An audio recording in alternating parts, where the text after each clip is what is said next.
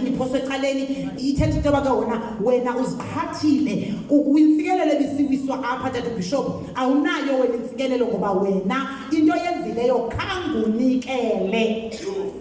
Ithi vesi sinikela ngeyona njengune 20 rand ezibini faku enye inki enye inki ukhupha linengena inki unikele ngayo ushiye line inki yeyakho. Sinikela ngeyona siye tata. Xa ninikela ngezona kuyakuba njenga xa umlimi akhupha izishumi zengqolwane wakhe. Into eseleyo yenu nentsapho yenu. Bazalwane, mama. Into eseleyo yeyenu nentsapho yenu. Njengezabhokhwe zakho tata uMgojwa zili10, uthatha ibenye uyizisendlini kaThixo, ushiyeka iibhokhwe ezilithoba. Ezi bhokhwe ziseleyo ziibhokhwe zakho nabantwana bakho, and zininzi ezi bhokhwe ezishiyekileyo kuwe kuneziziyephi na ecaweni. Ningazityela naphina kuba ninikwa ingumbu zomsebenzi wenu. Naphi ke ngobazalwana xa nifuna utya ningatya, kodwa ekaThixo yona ityelwa noba kuphityelwa phambi koThixo. Xa ninikela ngezona anisayi kuba natyala. Ithetha into yoba xa likhona ityala ngowunikela ngalingeyiyo, nikela ngemali engeyomali, ngenkomo engeyonkomo, ngegusha engeyogusha, ngenkukhu engeyonkukhu. Likhona ityala. Oho. Into engeyiyo xa ninikela ngezona Thixo ufuna ezona.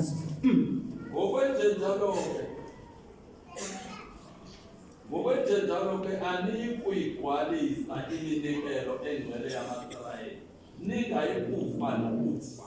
Yho, xa unikela ngeyona awusayi kufa. Ithetha into yoba ikhona nokufa okukulindileyo ke xa unikela ngengeyiyo. Deuteronomy 14 verse 27 to 29. Sithetha ngezishumi uThixo ezinikela abaLevi suka kumaSirayeli. Deuteronomy 14 verse 27.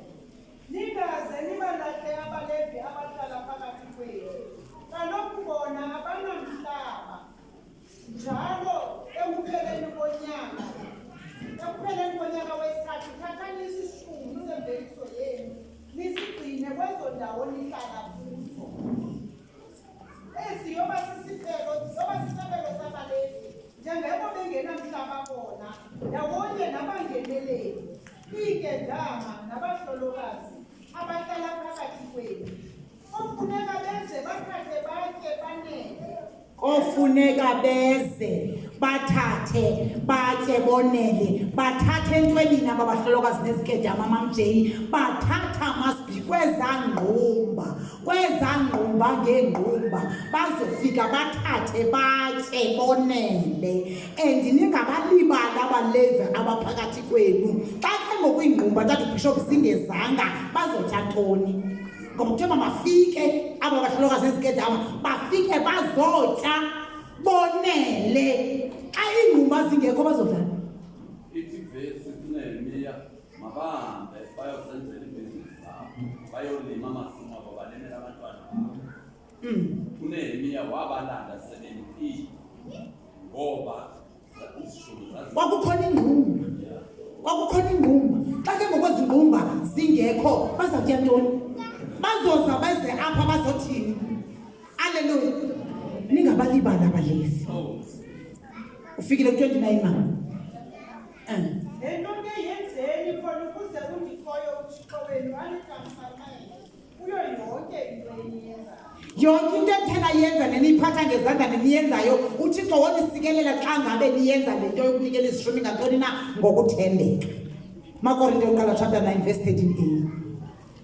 Amakorinte oqala chapter 9 verse 13a. Anazi na ukuba abo basebenza endlini kaThixo baphila kwayiyo. Kumbuzo. Anazi na into yoba aba basebenza endlini kaThixo baphila kwayiyo. Yiloo nto kuthiwa ke ngoku uThixo ezishumi uzinikela abaLevi ngoba basebenza ngaphakathi endlini kabani na? Endlini kaThixo. kaThixo ukuze baphile kwangayo ezizishumi. Ayikho into abazophila ngayo. Anazi na ke nina nicinga uba badlani, nicinga uba banxibani ngoba betheze bangaphathi suitcase bona. Hallelujah. Amen. Nithi badla ntoni?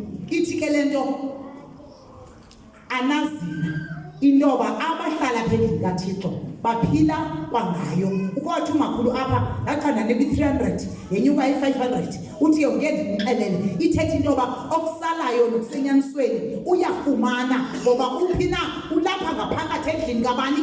Endlini kaThixo. Anazina indidi zeshumi bazalwana zisixhenxe endinazo apha kum. Make siyeke sinesishumi sempahla emfutshane endigusha inkomo phaa kwisikronikezi esibini. Masiye chapter 31 verse 6. Omnye ke mandivulele Leviticus 27:32. Sikronikezi esibini 31 verse 6. Sifuna ujonga phaa intoba luhlobo luni lwezinto uThixo athi masinikele ngazo izishumi. Luhlobo luni lwezinto, loluphi udidi, loluphi uhlobo. Verse 6. Abantu bakwaIsrayeli abaJuda ababehlala kwiidolophu zakwaJuda lezisa nezishumi zenkomo. Ezantoni bazalwana? Masithethe klasi ezantoni? Ewe. Nezantoni klasi? Ithethe inkomo ziyenze endlini kaThixo neegusha ziyathini? Ewe tata. Okay. Ndawonye nesishumi sezinto ezingcwele bazinikela kwindipho yoThixo wabo. Nesishumi sezinto ezingcwele, zonke izinto ezingcwele ziyeza izishumi zazo zizendlini kabani? Endlini kaThixo. Luhlobo lokuqala ke olo esinikela ngalo izishumi. Sinikela ngenkomo, sinikele ngempahla emfutshane, sinikele ngezinto zonke ezinjani? Ezingcwele. Uhlobo lokuqala ke elo lwezishumi. Ishumi lesibini zii-first fruits, iziqhamo zokuqala. Zenza ke zona besisifunde kuLeviticus 27 uverse number 30.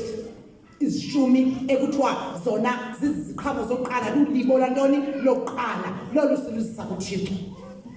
Okwesithathu sizisa yonke into esithe sayifumana, noba yiwayini entsha, noba ngamafutha onquma, noba yintoni. Xa ufunda incwadi kaNehemiya chapter 13 verse number 12, masimfunde Nehemiya 13 verse number 12.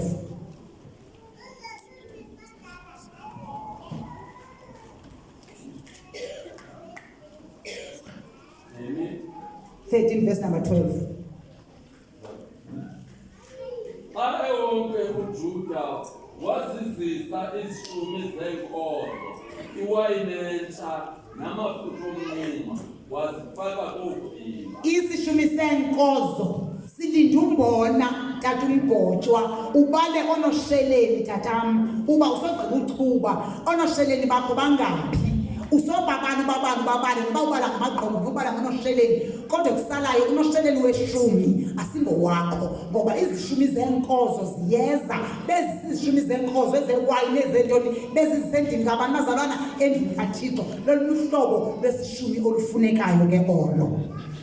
Olunye uhlobo olufunekayo luhlobo lwezinto ezincinci esinazo. Xa ufunda incwadi kaMateyu chapter 23 verse number 23, kulapho khona kuthiwa bezisa nemifuno. Imifuno le siyayidinga endlini kabani?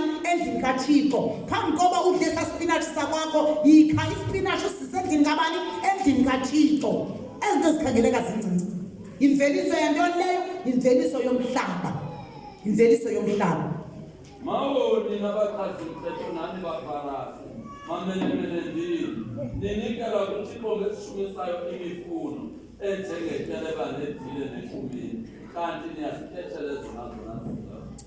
Ya, abaFarisi udawuthola ngabashumayeli xa bethetha. AbaFarisi ngabantu abangakholwayo ndithi. Ya. Kuthiwa ke ngoku kukho abakholwayo ngapha, kukho abaFarisi ngapha.